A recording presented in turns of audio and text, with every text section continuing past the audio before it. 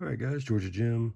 Thought I'd make a quick video about a technique I use to help reduce dropping pins and on locks where I'm constantly losing my false set.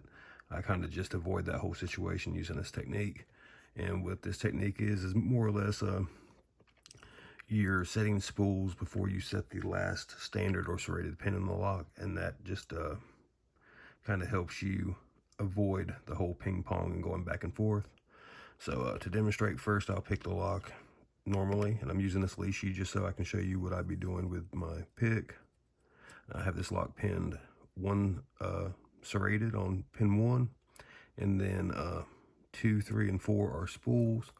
And this is very similar to a Master Lock 140, and you would see very similar pinning on things like the Avis 8345, the 5540, the Master Lock 150. So these are common pinning types I'm replicating right now. So 1 is loose, even though it is our serrated. Pin 2 is a low cut spool, so that was blocking our serrated from binding first. So now we have our serrated. Okay, we'll check pin 3 for counter rotation. It's not counter rotating. So we'll check 4, and it is. Okay, let's check pin 3. And we dropped something, I heard it fall already. Okay, so pin 4 fell. Still, okay, there we go, pin 4. So as we saw, we, excuse me, we did drop our, pins as we were picking, but using this other technique where you save that serrated pin for last, you can avoid that. So we're going to get pin 2. All right, now 3, it is springy, but it still does come to a dead stop. So we know that there is some binding there. And we just push through that, and now we get the classic set pin jiggle. And we can do the same thing on pin 4. And now we have our classic set pin jiggle 2, and then we can go to pin 1, work our way through the serrations, and then we got the lock open. So again, this is very useful on locks where you do know what the pinning is, or as you're trial and erroring your way through the lock, you can use the technique. And this can easily be done with a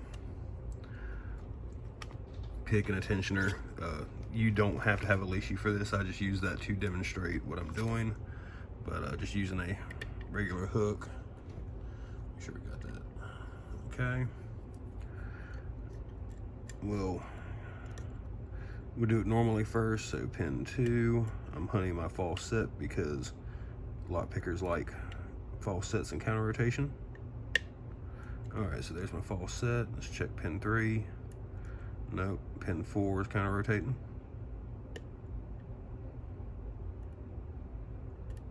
Make sure I got it up. And I think I lost my false set. 1. I did lose my false set because of pin 4. 4, 3, and there we go. Again, just doing it like this will help avoid that the dropping of pins. So we got pin 2, 3, 4. We're just going through and confirming before we start the serrated pins. 2 and 3. There we go. And we got it picked. So again, this won't work on every lock just because tolerances and binding order are a thing, but also it's very helpful on a large portion of locks. Even if you have a lock where you may not be able to avoid a false set, you can oftentimes preset past trouble spools so that you don't drop those as often. So you guys give it a try. Let me know if you have any questions in the comments, and you guys have a great one.